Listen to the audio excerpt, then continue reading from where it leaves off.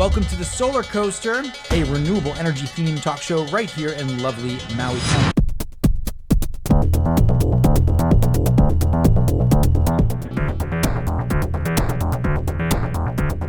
Aloha and welcome to the Solar Coaster. We're here at Crossroads Solar in South Bend, Indiana with Noel. What's your last name, sir? Townsend. Noel Townsend. And this fine fellow, Patrick Regan, got it. This is a pretty special place. So just give us, what is this? What is this organization all about? Crossroads Solar is really just a normal solar manufacturing facility. But we're in the U.S., we're in South Bend, Indiana, and we are building panels, two size panels, residential and commercial, but we're doing it with former felons like myself. That's all we hire is felons, giving them an opportunity to continue their life outside of prison and make a positive contribution to their community. How did this start, Patrick? It started with an idea to try and find a company that I could start that would achieve this mission. And I wrote it up as a document of what do I do when I get this opportunity, what can I do? I showed it to a potential entrepreneur who told me it was the dumbest idea I ever heard. I then partnered with a guy named Marty Whalen, and we talked about how we could pull this off, keeping to the core mission. And the core mission was hiring only felons, producing first quality solar panels that could compete in the marketplace. And at the end of the day, we agreed that we weren't in it to sell it and make money. We would transition the company to the employees when they were done. And so it was just an idea that I found a way to implement. So you're a professor at Notre Dame, you're teaching at Notre Dame, you're also teaching inside of the prison system, and you're teaching people all about climate change, all about your area of expertise. And so this is a pretty profound social experiment, right? So there are how many prisoners in the United States right now, roughly? A couple million. Okay, and that's about the highest per capita in the world, right? Well, I think probably by far, but there might be South Africa that challenges us. Right, so we have this systemic kind of societal problem, and you get all of these people that are exiting that system, and then they're having a rough time finding employment, right? So, I mean, to me it feels like, oh gosh, I want to see where this scales up, and could you shift society? Am I thinking in too grand terms? Am I doing that? Yeah, I don't think it's in too grand terms. I think it's the way we should think in those grand terms. This is a small piece of that whole thing. But it is so endemic in the society that it takes a revision of how we think about the relationship between people who are incarcerated and people who are not incarcerated. I mean, so I've had people just really get my grill about this, about the company. So it's audacious, and we accept that it's audacious.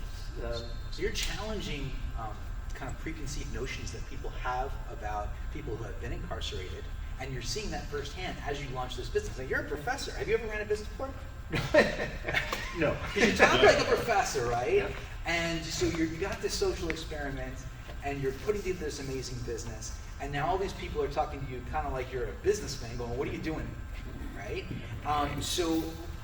There's so much here. There's so much meat on this bone. I don't even know where to go with this right now. But so let's think about the capacity of this facility. I think you said that you're about a 6 megawatt facility on an annual basis. Is that right? That's right. Right. And so how many people does that employ at full production? At full production, we will have 10 to 15 people. I think it's more than just the number of people, but what they're going to be doing. Because they're going to be all over the plant, working in different stations. So it's kind of a learning opportunity for them, not only for life skills, but for just manufacturing in general. So I think one of the goals is not necessarily that we employ as many people as we can, but we employ them and teach them at the same time. And when people come in, former felons, formerly incarcerated people come into this environment, what's their experience like? I mean, what are they saying to you? Are they going, wow, what a great opportunity? Are they going, what's all this climate change stuff? Are they, where are they coming at? What do you see from them when they come here? Fellow just walked in a second ago. Who are you talking to? I think there's some excitement because I guess renewable energy is kind of a buzzword right now. But we just interviewed a guy, and one of his statements was that he's into this and he's happy about working here because of what it does. So it's more than just employment. I think people, our employees, also have they have some excitement about what we're doing. Not only because of what we're producing, but the fact that it's an opportunity, and they're kind of looking at it like me because we don't have, our opportunities are sometimes limited, or we're hindered in the employment that we can find, and to have a company that's just really welcoming, like, come on in, come work for us, looking down on them, or it's like we're not exploiting them. We're giving them a decent wage, a living wage. We have benefits. So it's not only a job that they can come to and be happy, but it's a job that they can come to and live. Right, and you mentioned a little bit about that, Pat. Yeah, and I want to do it by way of example. Yeah, if I could. perfect. So I was interviewing people here, it's probably 6 months ago, and a young man, everybody comes in here young by my standard, but he didn't look, I couldn't get a sense of how old he was. And we sat there and I said, okay, so tell me about your work experience. And he said, I have none. I said, you've never worked? And I started at 14 with a paper route, and I just have never stopped. I said, well, now I have to ask you how old you are, which I think is an employment question you don't ask, really. And he was 37. And I said, well, you're 37 years old, you've never had a job. No, sir. I said, well, how long were you incarcerated? 11 years. I said, okay, so you're 37, I take 11 off, you're 26. I'll give you those 11. What did you do between maybe 18 and 26? I was a street hustler.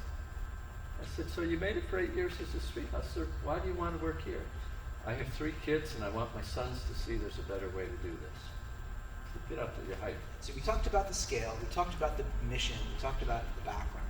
So let's think a little bit about what it is you want to accomplish right now. So we would supply into the community solar, would be a perfect one for our panels. Churches, schools, community buildings, commercial industry, at a scale that we could cater to. And residential certainly is in our wheelhouse. South Bend, for those who don't know, we're in an agricultural kind of community, so the agricultural installation world would be perfect for us. We have a sweet spot in terms of our production with an ability to get them to the installer on time of roughly 250 kW, around that and up. The task of scaling it is really just employees. And since Crossroads is in the business of helping people transition, i.e. hiring employees, scaling it would be fine. I just can't do 2 shifts. So another, just a thought I had, I came from a residential solar installation business background, right? So I did that for many years. And I can imagine when you're asking the clients, I remember at the side of a lot of kitchen tables, right? Yeah. A lot of kitchen tables. And all in Hawaii. And okay, Mr. and Mrs. So-and-so, and they're going to say, well, tell me about your panels. That's the first thing they always ask. The second thing they ask, are they made in America? That's huge, right? That's huge. So you've got a great advantage. Now then you add layer to that, this social experiment. And I can tell you from a solar salesman perspective, right? I'd close that deal. Okay. That's right. There's a lot of those little.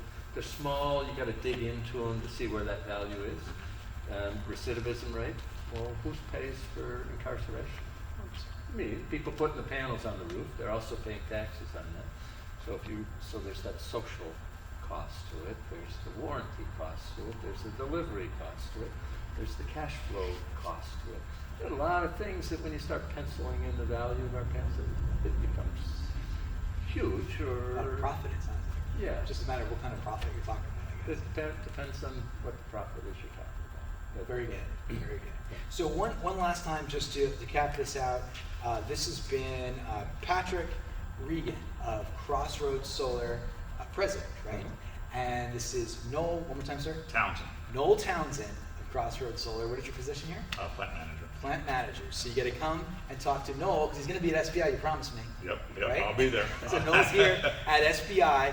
Come talk to Noel Townsend of Crossroads Solar. Thank you very much, and aloha.